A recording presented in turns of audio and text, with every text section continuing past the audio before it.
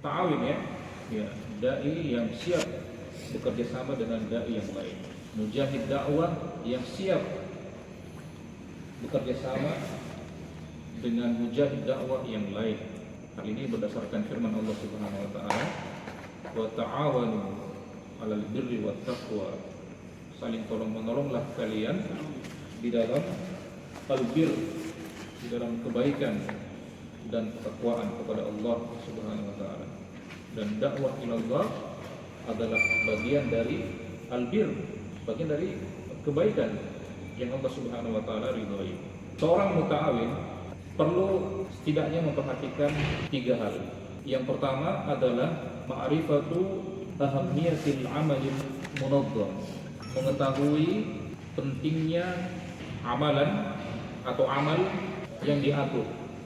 Munazzam itu yang diatur. Seorang muta'awin harus mengetahui pentingnya amal yang diatur, amal dakwiyah yang diatur dengan baik.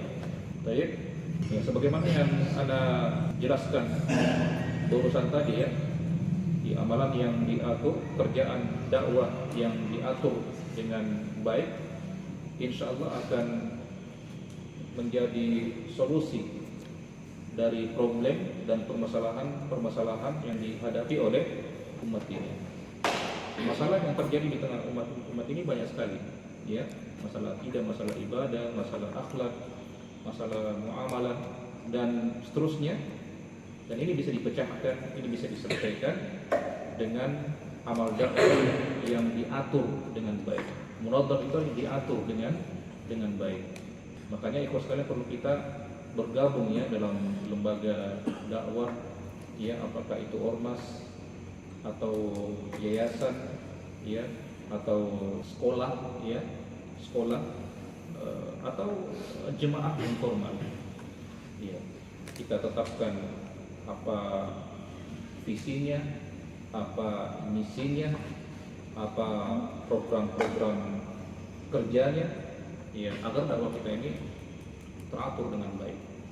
Ya, kita tidak jalan asal-asalan, tidak sembrono, ya, tapi diatur dengan baik. Ada misalnya departemen dakwah, ada departemen kaderisasi, ada departemen pendidikan, ada departemen ekonomi, ya, ada lembaga sakinah, ya, yang mengurus tentang pernikahan. Kalau ada misalnya ikhwah mau menikah, ya, kita carikan akhwat yang solehah, yang sekufu, yang sepadan dengannya. Ya, itu ya. Nah, kemudian yang kedua adalah al-musyarakatu fil amali al-jama'i, turut serta dalam amal jama'i. Jama'i dari kata jemaah. Ya, amal dakwah yang dilakukan secara berjamaah, secara bersama-sama. Kita saling tolong-menolong dalam amalan yang mulia ini. Kita saling menguatkan antara satu dengan yang lain agar amal dakwah ini bisa berjalan dengan baik untuk mencapai tujuannya. Apa tujuannya? Ada tujuan global secara umum, yaitu agar Allah Subhanahu wa taala diibadahi. Dan kita terus berdakwah di jalan Allah Subhanahu wa taala sampai seluruh umat manusia mentauhidkan Allah, beribadah hanya kepada Allah, tidak ada yang disembah kecuali Allah Subhanahu wa taala. Ya. Kemudian nanti ada misi turunan, ada tujuan turunannya. Misalnya dari aspek akidah, apa tujuan kita? Ya, agar umat manusia mentauhidkan Allah Subhanahu wa taala. Dari aspek akhlak, bagaimana umat manusia memiliki akhlak yang mulia, menghiasi diri mereka dengan akhlak-akhlak yang mulia, adab-adab Islami. Dari sisi ibadah, bagaimana ibadah kaum muslimin umat ini, ya, sesuai dengan apa yang dituntunkan oleh qudwah kita Rasulullah sallallahu alaihi wasallam.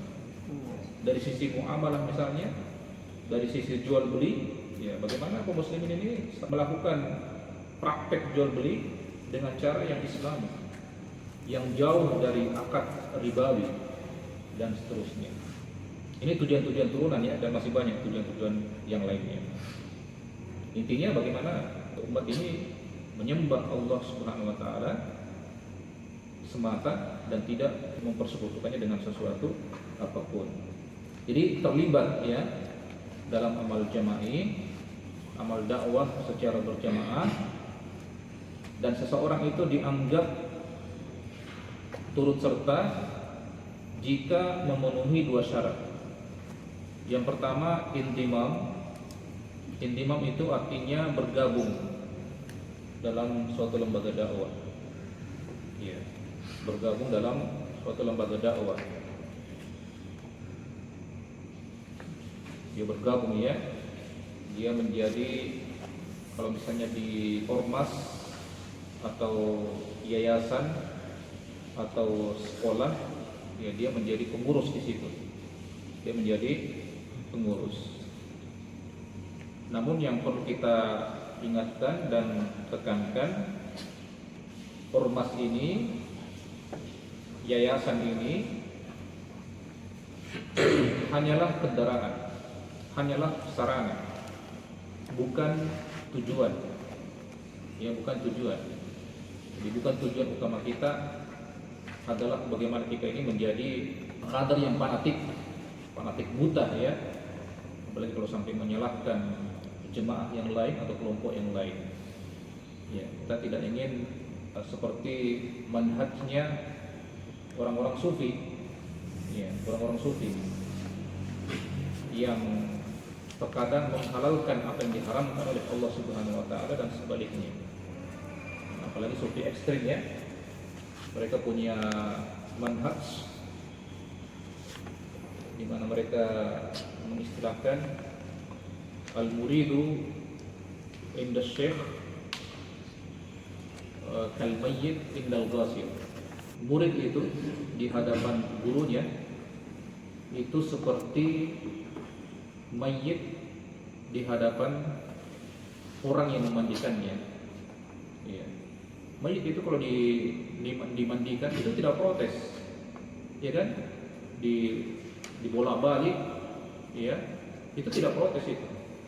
Antum pernah lihat ada mayit protes? Tidak ada kan? Ya, begitu juga sufi ekstrim, ya. Pokoknya kalau gurunya bilang A, dia ikuti itu. Dia bilang A juga. Kalau gurunya bilang B, mereka bilang B. Iya. Meskipun bertentangan dengan syariat Allah Subhanahu wa taala dan Rasulnya. Nah, inilah yang namanya fanatik, ya. Inilah yang namanya taklid buta. Ya. Jadi organisasi, yayasan, pendidikan, sekolah itu cuma kendaraan saja, cuma sarana saja. Ya, agar kita bisa beribadah kepada Allah Subhanahu wa taala dengan baik. Ya. Agar ya kita punya wadah untuk kita bisa misalnya berdakwah dan berjuang di jalan Allah Subhanahu wa taala. Ya. Misalnya di lembaga kita ya, kita dijadwal khutbah Jumat atau kultun. Ya, berarti lewat lembaga ini kita bisa berdakwah. Kita bisa berdakwah dan diatur sedemikian rupa agar dakwah kita ini rapi, tertanzim dengan baik. Ya. Tapi lembaga ini ya, yang namanya kendaraan itu harus dirawat dengan baik. Harus dirawat dengan baik. Ya, jangan kita merusaknya. Jangan kita merusaknya. Ya. Usahakan kita ini menjadi seseorang yang merupakan bagian dari lembaga ini, menjaga nama baik lembaga. Menjaga nama baik lembaga. Ya, karena kapan kita buat onar di luar, maka yang rusak juga bukan hanya antum, ya, tapi lembaga juga ikut rusak. Ya, makanya jaga diri kita, memohon kepada Allah Subhanahu wa taala agar Allah menjaga diri kita, ya, rawat ya lembaga ini dengan baik. Baik. Kemudian yang kedua adalah intibat, ya, disiplin. Intibat itu disiplin, aktif dalam kerja dakwah dan dia berusaha disiplin. Ya. disiplin ya. Jadi dia tidak hanya bergabung, ada namanya di situ ditempel di kemurusan, tapi kalau rapat tidak pernah hadir. Ya, ada kerja bakti tidak pernah muncul batang hidungnya. Iya, namanya saja ditempel di situ. Ya, sebagai ketua kaderisasi, tapi tidak pernah muncul. Nah, jangan seperti itu ya, tapi terlibat juga. Iya, aktif juga ya dalam kerja-kerja dakwah. Kemudian selanjutnya adalah al-isti'dadu an yakuna ra'isan aw mar'usan. Siap menjadi pemimpin, rais, dan siap dipimpin. Iya. Jadi orang yang muta'awin itu adalah orang yang siap menjadi pemimpin ketika diminta untuk menjadi pemimpin. Apalagi kalau misalnya dia mampu untuk menjadi pemimpin, punya kompetensi untuk menjadi pemimpin, dan dia juga siap dipimpin. Dia juga siap dipimpin. Ada orang itu kalau sudah jadi pemimpin tidak mau lagi turun menjadi orang yang dipimpin. Iya. Dan contoh yang sering diangkat adalah sahabat yang mulia Khalid ibn Walid radhiyallahu taala anhu. Ya, beliau ini di zaman kekhalifahan Umar, beliau diturunkan jabatannya dari panglima, bayangkan ya, dari panglima menjadi prajurit biasa. Ya, karena Umar punya pertimbangan perlunya Khalid ini diturunkan jabatannya. Kenapa? Karena di masa beliau sebelum masuk Islam dan setelah masuk Islam, ketika beliau memimpin perang, beliau menjadi panglima perang, selalu mendapatkan kemenangan. Ya, masih ingat ya antum kisah perang Uhud ya? Ketika itu beliau masih di kubu kaum musyrikin. Ya, beliau pada akhirnya bisa mengalahkan kaum muslimin ya. Ya, dalam tanda petik bisa mengalahkan kaum muslimin. Dan itu berkat jasa Khalid bin Walid. Ya, ketika beliau melihat pasukan pemanah turun dari Bukit Uhud yang diamanahkan oleh Nabi kepada mereka bahwa apapun yang terjadi jangan turun. Ya, entah umat Islam berada di atas angin atau umat Islam terpojok, ya, jangan sekali-kali turun dari bukit. Tapi ketika kaum muslimin ya sudah melihat kemenangan di depan mata, pasukan kaum musyrikin sudah kocar-kacir, pasukan kepada turun, ya, lupa dengan tugas yang diberikan oleh Rasulullah SAW. Maka kelemahan inilah yang kemudian dimanfaatkan oleh Khalid bin Walid. Ya, beliau dengan pasukan berkudanya menyerang kaum muslimin, akhirnya kaum muslimin mengalami kekalahan. Begitu juga peperangan-peperangan setelah beliau masuk Islam yang dipimpin oleh beliau, Khalid bin Walid, itu selalu mendapatkan kemenangan. Ya, di zaman Khalifah Abu Bakar juga kalau beliau ditunjuk sebagai panglima selalu mendapatkan kemenangan. Nah, inilah kemudian yang dikhawatirkan oleh Umar. Jangan sampai nanti kaum muslimin, terutama yang lemah imannya, yang baru masuk Islam, mengkultuskan Khalid bin Walid sebagai Tuhan, ya, atau anak Tuhan. Ini Khalid kalau memimpin perang selalu menang. Jangan sampai ini anak Tuhan ini, ya. Cepat-cepat diturunkan posisinya. Ya. Itu namanya mencegah, lebih baik mengobati. Jadi diturunkan posisinya menjadi prajurit biasa dan diganti oleh sahabat yang lain. Dan bagaimana respon Khalid bin Walid? Beliau siap menjadi prajurit biasa. Nah, pelajaran yang bisa kita petik dari kisah beliau, ya, seorang mujahid dakwah, seorang dai, ya, harus siap menjadi pemimpin ketika diminta, apalagi kalau dia punya tadi kompetensi, ya, punya kemampuan untuk memimpin.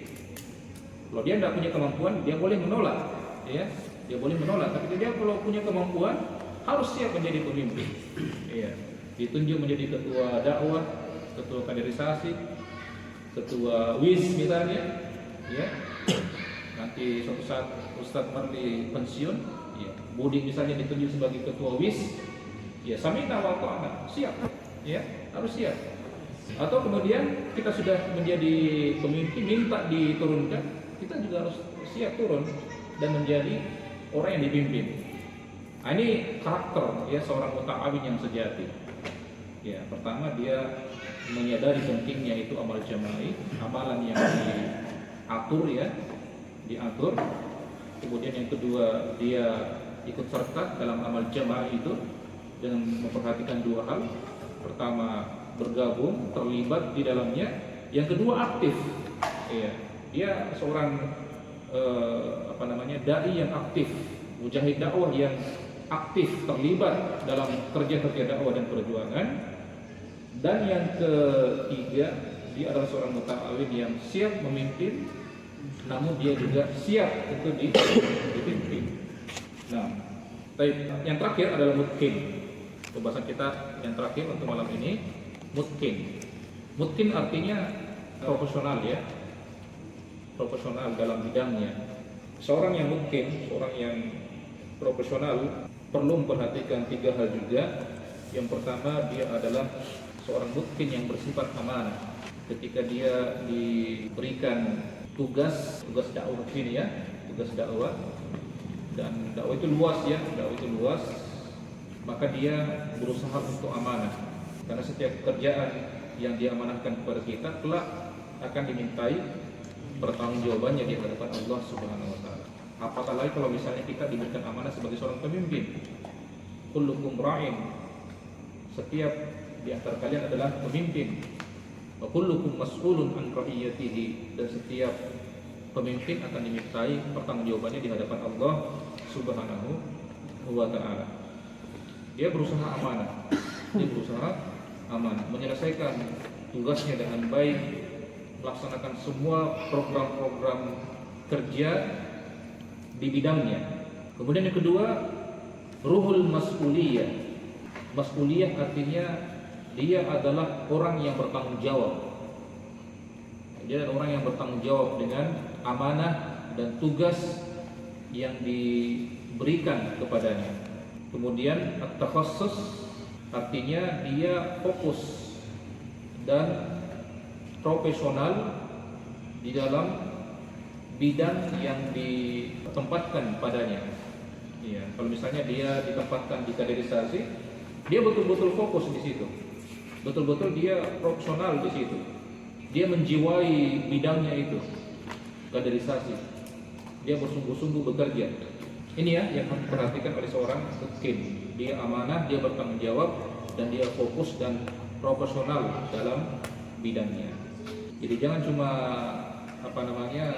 ilmu keduniaan yang diasah ya, diasah ilmu bisnisnya antum ya, tetapi ya dakwah juga perlu diasah dengan baik, butuh profesionalisme ya, agar ya dakwah ini bisa tersampaikan dengan baik di tengah-tengah umat ini dan mereka bisa menerimanya juga dengan baik.